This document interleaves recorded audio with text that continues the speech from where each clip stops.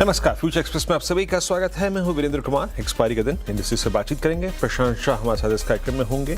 प्रशांत, good afternoon. कार्यक्रम में स्वागत है। मैं आता हूं आपके व्यूज के लिए एक्सपायरी पर, सेटअप पर और स्टॉक फ्यूचर्स पे और ऑप्शन ट्रेड्स पे। जल्दी से आपको बताता हूं मैं यहाँ पे दो चीजें, सुबह की रणनीति क्या थी और एक और फैक्टर, दैट थीटा फैक्टर।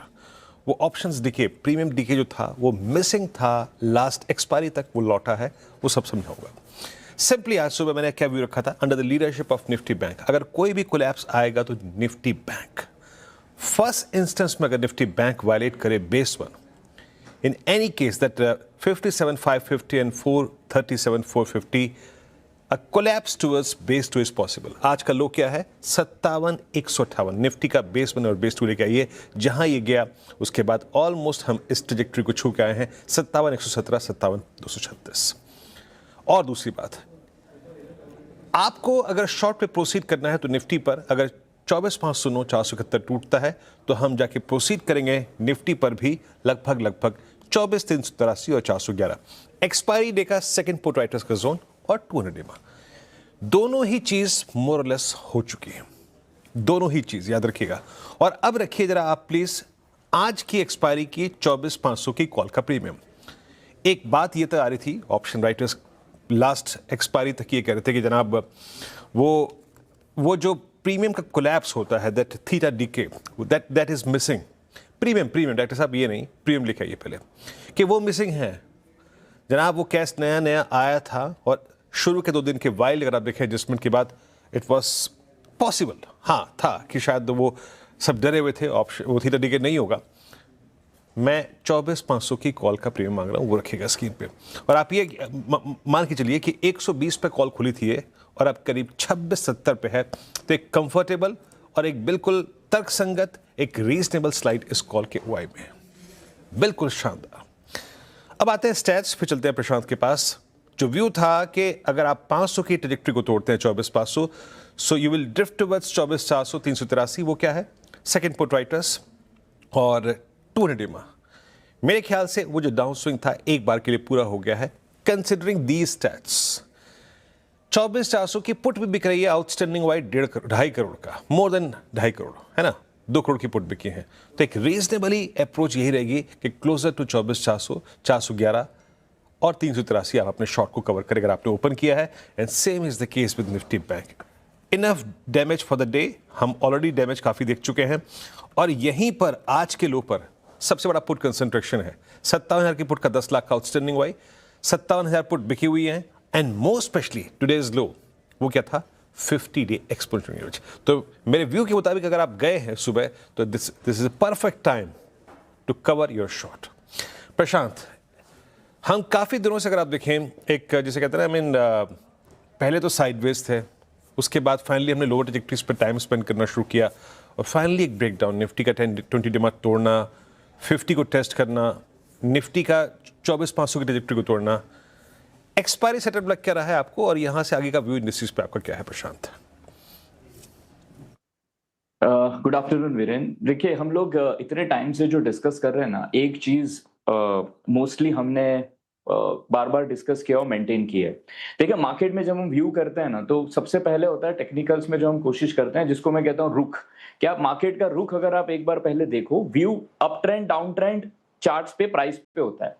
जो रुख या डायरेक्शन होता है ना, उसमें 3-4 चीजें इंपॉर्टेंट होती है: प्राइस, वॉल्यूम, रिलेटिव स्ट्रेंथ और ब्रेथ। ये है मार्केट की स्ट्रक्चर, जहां आपको स्टॉक्स के पार्टिसिपेंट समझ आते हैं और निफ्टी के समझ में आते हैं। निफ्टी अगर मैं बात करूं, ओवरऑल जो मेरा व्यू है वही मेंटेन्ड है कि ब्रॉड लेवल पे आप देखिए, निफ्टी कुछ नहीं कर रहा, एक रेंज में है। और अगर ये हम समझ लेते हैं तो इसमें हम फिर सपोर्ट, रेजिस्टेंस और ये वाले स्ट्रेटेजीज कर सकते हैं। जैसे अगर अभी मैं शॉर्ट टर्म के हिसाब से देखूं तो मुझे लग रहा है निफ्टी में प्रेशर है। पॉसिबली हम लोग 24,350 तक के लेवल्स हम देख सकते हैं एक बार, बिकॉज सेटअप जो है वहां पे थोड़ा सा बेरिशनेस है। लेकिन मीडियम टर्म स्ट्रक्चर पर्सपेक्टिव, ये ओवरऑल मेरा थोड़ा बुलिश बायस है। निफ्टी और बैंक निफ्टी में हो सकता है थोड़ा साइडवेज रेंज बाउंड मूव रहेगा फिलहाल। जो अप्रोच है ट्रेडर्स का वो थोड़ा स्टॉक स्पेसिफिक होना चाहिए। निफ्टी में शॉर्ट टर्म पर्सपेक्टिव थोड़ा सा बेरिश है, but medium term perspective buy on dips. Okay, चलिए, तो इंडस्ट्रीज पे आपका ये व्यू हो गया। प्रशांत ज्यादा कंफर्टेबल है स्टॉक्स पे, ठीक है प्रशांत, एक तो ये थोड़ा सा टिप्पणी आप कीजिएगा कि किन किन स्पेस पे आप कंस्ट्रक्टिव हैं, स्ट्रॉन्ग आपका व्यू है, प्लस आपके 3 स्टॉक फ्यूचर्स जहां पर आपका व्यू शॉर्ट या लॉन्ग का है।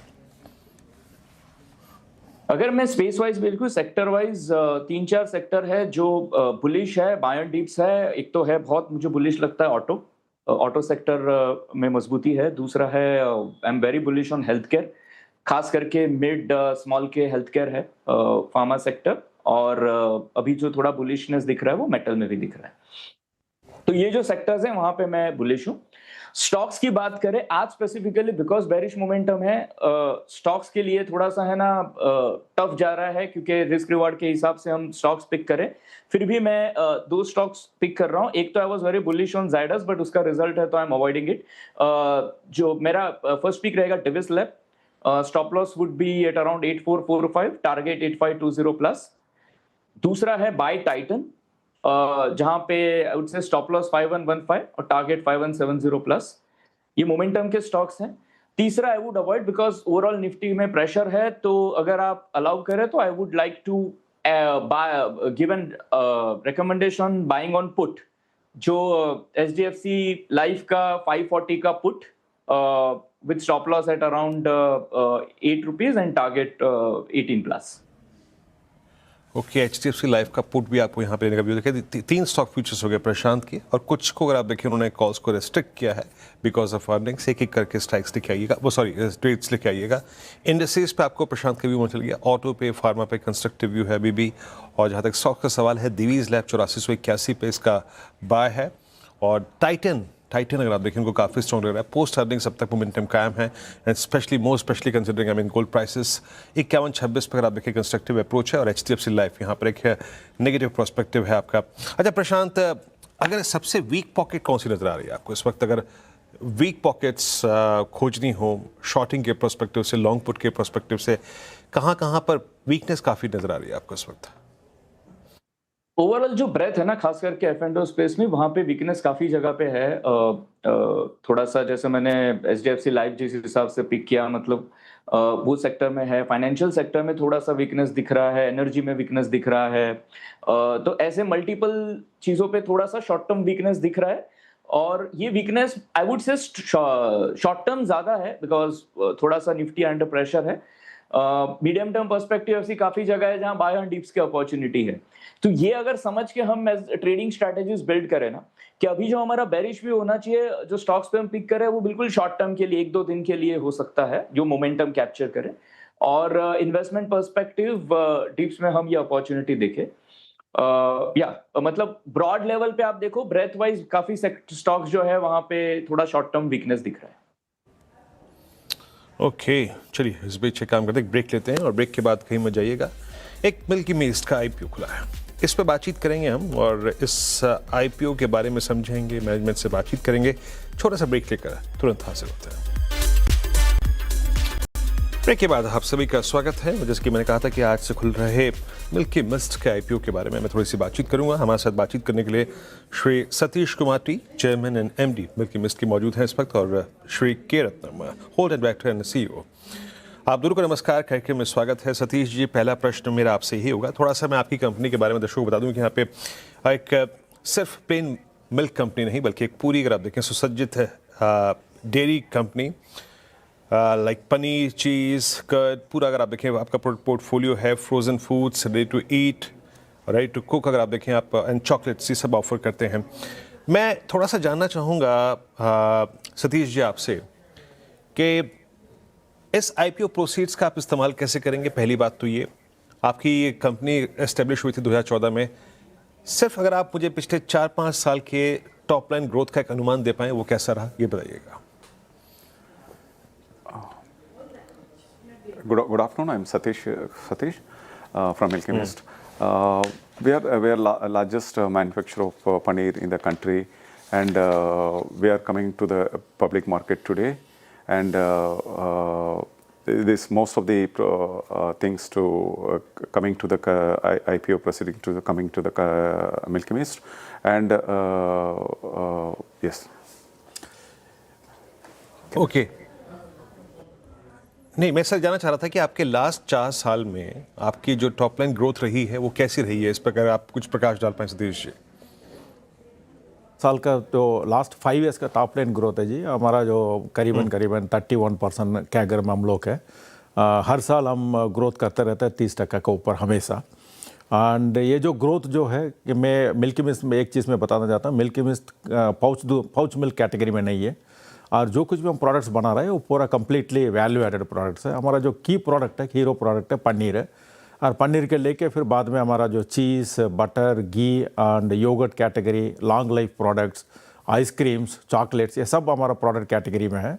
सो ये प्रोडक्ट कैटेगरी की वजह से और मार्केट बिल्डिंग कैपेसिटी की वजह से हमारा जो टॉप लाइन ग्रोथ है लास्ट 3 to 5 ईयर्स का 5 ईयर्स में करीबन 30% के ऊपर हमारा ग्रोथ हो रही है।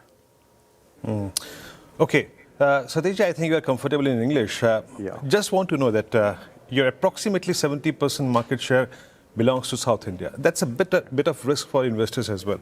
Could you give me a sense about what's your plan pertaining, I mean, in next to 2 to 3 years towards central part of India or western part of India?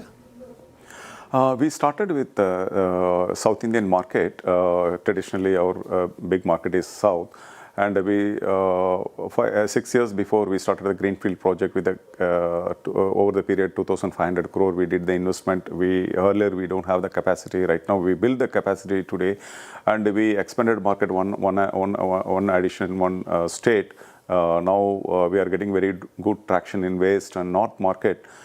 Which is a new age product like Skyr and Greek yogurt and paneer, packaged paneer. We are getting a very good response in the north and west markets. This is how we entered into different markets. Yes, 69% is south market, and we are gradually expanding the other markets too. Okay, so what exactly will drive your top line in, I mean, next 2 to 3 years? Whether it's volumes, pricing, or you might add some new product to your portfolio? See, our volume growth is because of the product category. और जो भी हम जो है breakfast to dinner table तक हमारा जो product category अभी है वो जब product category all the volume drivers, जो हमारा जो लेगासी प्रोडक्ट्स है like paneer, cheese, butter, ghee, और जो लेटेस्ट एंट्री है सिंस लास्ट 3 ईयर्स हमारा जो yogurt category, particularly Greek yogurt category और Milky Mist skyr plus ice creams, ये सेकंड ड्राइवर्स है। सो सब मिला के पूरा कैटेगरी हमारा जो ग्रोथ रहेगी 30% का, आई मीन 30% के ऊपर हमेशा ये ग्रोथ सस्टेन होगा गोइंग फॉरवर्ड आल्सो। एंड दूसरी क्या है, हमारा जो अभी साउथ 70% मार्केट शेयर है, ग्रेजुअली मार्केट शेयर का 30% मार्केट शेयर वो नॉन साउथ है, एंड ग्रेजुअली गोइंग फॉरवर्ड हम लोग अभी नॉन साउथ मार्केट्स का मार्केट इंफ्रास्ट्रक्चर बिल्ड करना चालू किया है, और उसके वजह से जो growth also will come from non south market. So our ratio will be in the range of 60-40 का रेशियो होगी, but otherwise overall growth coming from all product categories. Okay, अच्छा रत्नम जी, एक चीज़ और पूछूंगा मैं यहाँ पे, हिस्टोरिकली आपने कितने मार्जिन्स पे काम किया है, और जब भी मिल्क प्राइसेस जाते हैं ऊपर आप कैसे पास ऑन कर पाते हैं, और हिस्टोरिकली आपने कितने मार्जिन्स पे अपने बिजनेस को मेंटेन किया है, और आगे जाके आपका मार्जिन्स का आउटलुक क्या है? सी, हमारा जो एबिटा मार्जिन है वो अभी FY26 का एबिटा मार्जिन है 13.9, करीबन 14% के आसपास, और ये जो मार्जिन है लास्ट फ्यू इयर्स यही मार्जिन में हम लोग के आसपास 14 to 15% के आसपास है। और जो ग्रोथ जो है हमारा, since we are not in milk, pouch milk में है ही नहीं है, सो 70% ऑफ द कॉम्पिटिशन में है ही नहीं है।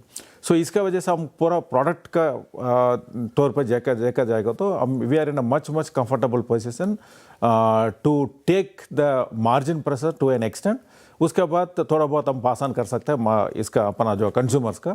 सो कुल मिला के हमारा जो प्रोडक्ट कैटेगरी, प्रोडक्ट रेंज और हाई मार्जिन प्रोडक्ट्स और लो मीन्स मीडियम मार्जिन प्रोडक्ट्स का एवरेज करे जाएगा तो कम से कम हमारा 15 के आसपास मार्जिन रहेगा। ओके, 15% की ट्रैजेक्टरी में आपके मार्जिन्स रहेंगे। सतीश जी और रत्नम जी, बहुत बहुत शुक्रिया आप दोनों का, आप इस कार्यक्रम में जुड़े, आईपीओ को लेकर, नंबर्स को लेकर आपने बातचीत करी, और पूरी CNBC आवाज़ टीम की तरफ से आपको इस आईपीओ के लिए, एक सफल आईपीओ के लिए शुभकामनाएं देता हूं मैं आपको। और एक बार फिर से लिस्टिंग के बाद आपसे दोबारा विचार बातचीत होगी। Thank you. एक ब्रेक और ब्रेक के बाद लौटते हैं मार्केट्स एट डेलो, निफ्टी बैंक दोनों डेलो की डिरेक्टरी के आसपास ट्रेड करते हुए। एक ब्रेक, हाजिर होते हैं ऑप्शन ट्रेड के साथ।